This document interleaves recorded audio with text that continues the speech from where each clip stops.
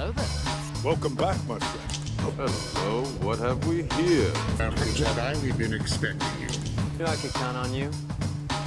Hello. Welcome to the rebellion. What fun! What's up, everyone? Hybrid Toy Reviews here, and today we are taking a little bit of a look back at a Black Series gaming great of yesteryear. Today we're looking at the Jet Trooper. This is labeled as a Star Wars Battlefront 2 figure, which I am completely okay with Hasbro giving us Clone Trooper repaints under the guise of it being from Battlefront 2. Makes sense to me. Basically, every Clone Legion was in that game to some degree. However, additionally to Battlefront 2, these guys were seen pretty decently featured in the opening episode of the Clone Wars finale. These are the 501st Jetpack Clone Troopers that Anakin and Rex call onto to flood the bridge of battle droids, rescuing Obi-Wan and the 212th, because that's what the 501st does, save the 212th.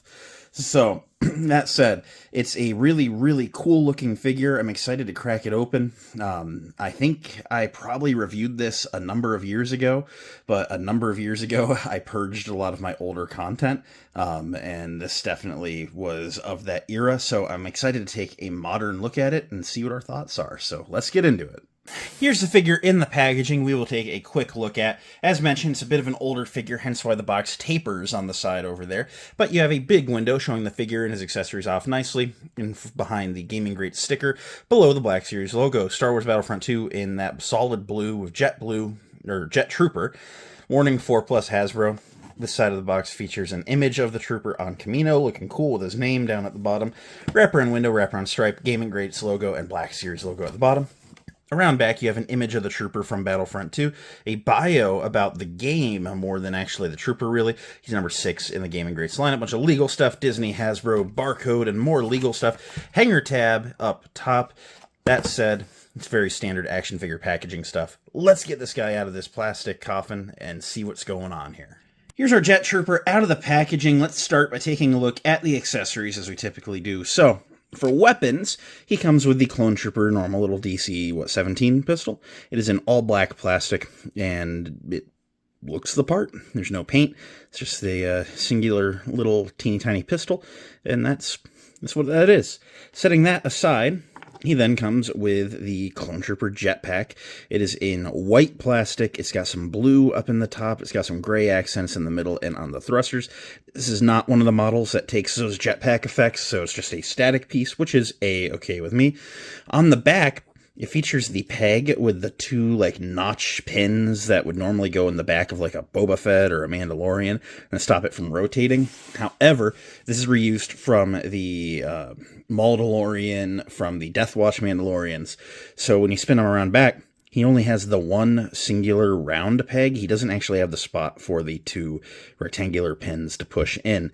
But the one peg is nice and secure, and when you put it in, if you really try, you can turn the jetpack, but it's not a really easy thing to do, and you can only go so far because those pins are on top of that protrusion of the back armor there, so, that's about all that you can do, to get it crooked anyway. So no matter what, you're going to be ballpark correct, and yeah, it's a nice, secure fit. It's not going anywhere. That's pretty good. Looking at this guy, he is a really cool looking design. He is 501st blue, and he features just a little bit of red on the helmet. Nice little accentuations going on there. Really, really cool stuff. This Trooper is a weird mix hybrid body thing. Hey, hybrid, that's me. It's weird. So this came out into the angled side Gaming Greats packaging, which means that the 2020 Clone Trooper body was out. And for whatever reason, they gave him the Captain Rex arms with the double pins that actually have range on them, and then the old Clone Trooper legs. The old Clone Trooper legs were not the worst part of the old Clone Trooper. However, they are dated and double pinned. Even by this era, it was still dated and double pinned.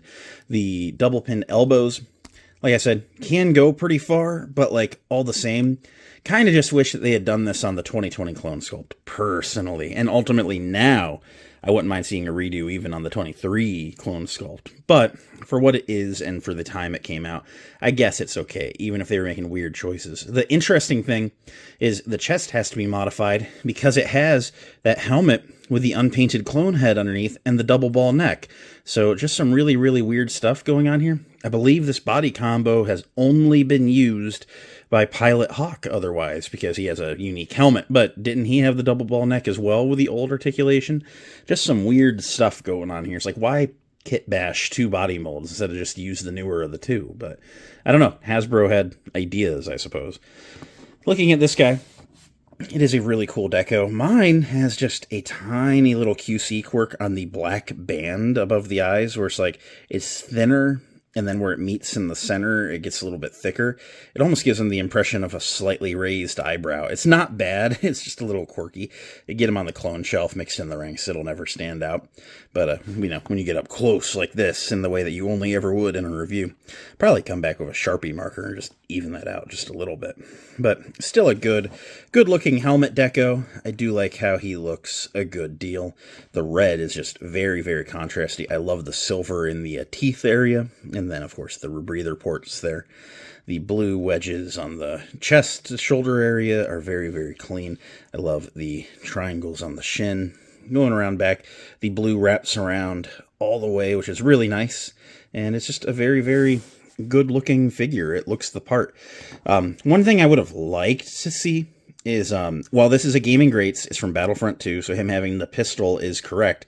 Don't the jet troopers in that game also have a rocket launcher? It would have been cool to see that. But alternatively, because they are a Clone Wars design adapted to the video game, it would have been nice getting the short blaster rifle too, just because that's what they used in the Clone Wars. Again, I know it's a Gaming Greats thing, but like, check both boxes, you know what I mean? It's just another reused accessory, but it is what it is. This was always a little bit of a budget line back in the GameStop days to begin with. To run through some articulation, because this is a little bit of a weird hybrid body. It does have that double ball neck that we talked about. He can look that far up, which, that's pretty good for a jetpack guy, I don't know. And then he can take his chin that far down, rotate his head, get all the pivot in there you could ever ask for. His arms can come up to a T-pose. There's no butterfly joint. The shoulder pad also, like, it seems like there's like a lot of room in there. It's for that shoulder pad to go into the torso when you raise it. You can do 360 at the shoulder, of course. There's a bicep swivel, and then the double jointed elbows can go pretty far past 90. It's nice range. It's just ugly double pin and junk, 360 at the wrist, with the left hinging in and out, and the right hinging up and down. There's a mid-torso ball joint. You can get a swivel there, you can get some pivot in there, and he can crunch that far forward, which is nothing. You can go that far back, which is also basically nothing. The legs can go that far apart. You can kick, if you rotate the thigh just a little bit, you can kick that far forward, and not much back. As mentioned, there is a thigh swivel in there. It's hidden by the armor. And then the double pointed, or double jointed knees can go that far. That's pretty alright. And then the feet, no down at all. That's all the down you're going to get. It's like just slightly down at the toe. And then that far forward. And there's a forward-facing pin for rocker. Oh, that was crunchy there for a second. So, now that we have ran through his articulation, he's pretty good. You can get him into the majority of the poses you would want to get a clone trooper into. It's just, I don't know. It's always frustrating seeing something that dated. So here he is next to the new Anakin, the Phase 2 Rex from 2016. You have the R2-D2 because he gave the mission to stop surrendering.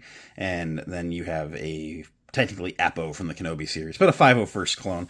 Of course, these are all in reference to that battle in the beginning of the final arc of the Clone Wars, where we saw these guys make their first significant debut. I think they were in a background of a scene in like Season 5 briefly, but like not in any significant way. So this was like their moment in the Clone Wars, and it was really cool to see. So at the end of the day, what do I think of this clone jet trooper? He is pretty cool. He's dated now, of course, but he came out a few years ago. He was a little less dated, still kind of dated a little bit with the limbs and stuff. But ultimately, him being dated isn't like his fault because I'm looking at him now, so trying to look through it through those glasses of when it came out.